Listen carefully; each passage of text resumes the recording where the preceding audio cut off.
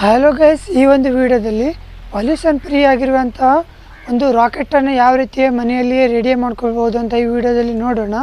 ಈ ವಿಡಿಯೋದಲ್ಲಿ ಯಾವುದೇ ರೀತಿಯಾದಂಥ ಪೊಲ್ಯೂಷನ್ ಕ್ರಿಯೇಟ್ ಆಗೋದಿಲ್ಲ, ವಾತಾವರಣಕ್ಕೆ ಸಂಬಂಧಿಸಿದಂತೆ ಯಾವುದೇ ರೀತಿಯ ಎಫೆಕ್ಟ್ ಕೂಡ ಆಗೋದಿಲ್ಲ. ಮನೆಯಲ್ಲೇ ಇರುವಂಥ ಕೆಲ ಪುಟ್ಟ ಸಣ್ಣ ಸಣ್ಣ ವಸ್ತುಗಳಿಂದ ಮನೆಯಲ್ಲೇ ರಾಕೆಟನ್ನು ರೆಡಿ ಮಾಡ್ಕೊಳ್ಬೋದು. ಹಾಗಾದರೆ ಈ ರಾಕೆಟನ್ನು ಮಾಡೋದು ಹೇಗೆ ಅಂತ ಈ ವಿಡಿಯೋದಲ್ಲಿ ನೋಡೋಣ. ವಿಡಿಯೋನ ಕೊನೆ ತನಕ ನೋಡಿ. ವಿಡಿಯೋ ಏನಾದರೂ ನಿಮಗೆ ಇಷ್ಟ ಆದರೆ ಸಬ್ಸ್ಕ್ರೈಬ್ ಮಾಡಿ, ಇಲ್ಲ ಅಂದರೆ ದಯವಿಟ್ಟು ಕಮೆಂಟ್ ಮಾಡಿ. Thank you for watching.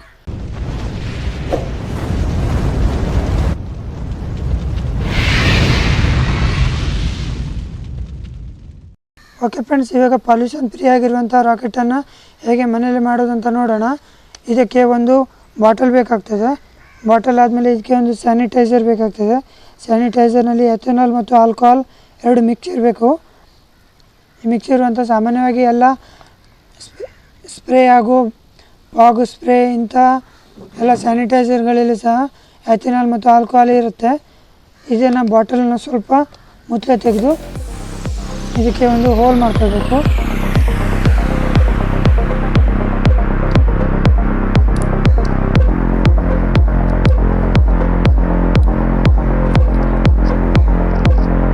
ನೋಡಿ, ಈ ರೀತಿ ಚಿಕ್ಕದಾಗಿ ಒಂದು ಹೋಲ್ ಮಾಡಿಕೊಂಡು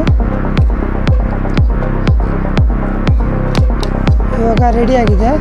ಇದಕ್ಕೆ ಸ್ವಲ್ಪ ಸ್ಯಾನಿಟೈಸರನ್ನು ಸ್ಪ್ರೇ ಮಾಡಿ ಒಂದು 4 ಬಾರಿ.